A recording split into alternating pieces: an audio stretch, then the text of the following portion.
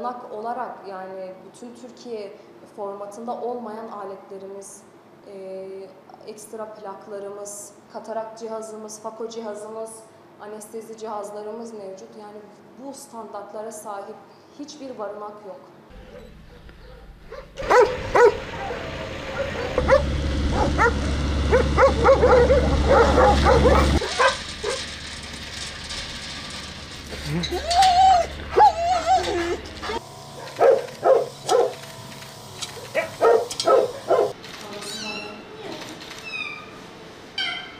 Tamam. Tamam.